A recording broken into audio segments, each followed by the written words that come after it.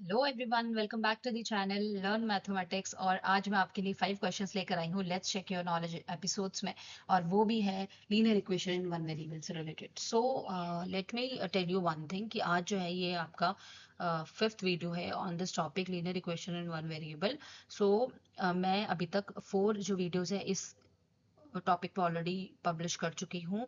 I hope आपने देखे होंगे। अगर आपने नहीं देखे please go and watch these videos also.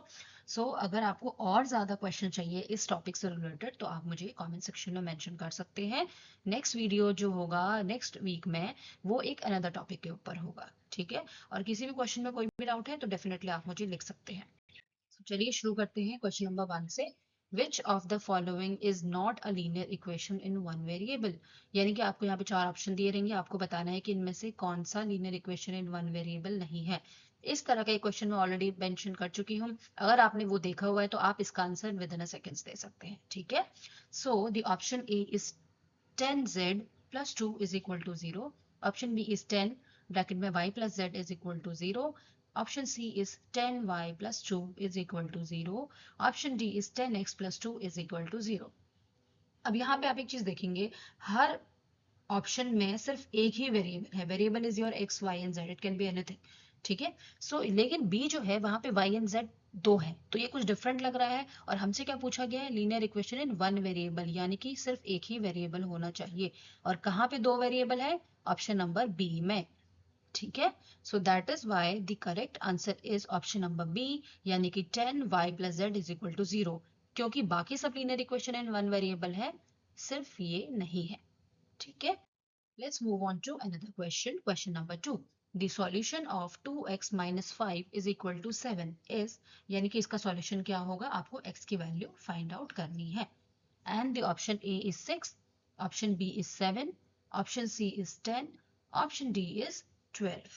Let's see what is the answer. Answer is option number A, that is 6, यानी कि x की वैल्यू हमारी आएगी यहाँ पे 6, ठीक है। Let's see another question. The question number 3 is the solution of 2y plus 11 is equal to 4. And the option are 11 upon 2, B is 4 upon 2, C is minus 2 upon 7 and D is minus 7 upon 2. ठीक है। आपको यहाँ पे y की value निकालनी है, जिस तरह से लास्ट क्वेश्चन में x की वैल्यू निकालनी थी उसी तरीके से यहाँ पे y की वैल्यू फाइंड आउट करनी है। And let's see what is the answer. Option number D minus 7 upon 2, यानी कि y की वैल्यू आएगी यहाँ पे minus 7 upon 2। Let's move on to another question. Question number 4. The solution of z upon 2 is equal to 20 is, यानी कि यहाँ पे z की वैल्यू निकालनी है, ठीक है। x y z इस तरह के क्वेश्चंस आते हैं आपके एग्जाम में, ठीक है। और ये तीनों के तीनों डिफरेंट तरह के क्वेश्चंस थे। So the option A is 20, option B is 10, option C is 40, option D is 30। Let's see what is the answer. Answer is option number C, that is 40, यानी कि Z की वैल्यू आएगी आपकी 40। Let's move on to another question. Question number 5 and last question of this episode and on this topic also. What should be added to minus 7 upon 3 to get 0? ठीक है। Minus 7 upon 3 में हम ऐसा क्या add करेंगे कि हमारा answer आएगा 0, ठीक है। And the option A is 3 upon 7, option B is 7 upon 3, option C is 9 upon 2 and option D is 7 upon 2, ठीक है।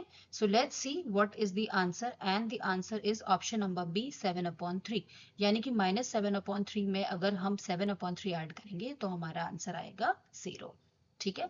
That's all for today's. These are the 5 question of the topic linear equation in one variable. कुछ भी doubt है, कुछ भी problem है, कुछ भी इशू है रिगार्डिंग these questions और किसी भी अलग क्वेश्चन के बारे में तो आप मुझे बिल्कुल बता सकते हैं मेरे कमेंट सेक्शन में। अगर आपको ये वीडियो अच्छी लगी है, इससे रिलेटेड और वीडियोस देखना चाहते हैं तो वो भी आप मुझे प्लीज बताइए। And please share this video with your friends and family members.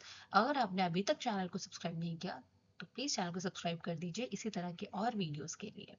मिलते हैं नेक्स्ट वीडियो में। Till then bye bye.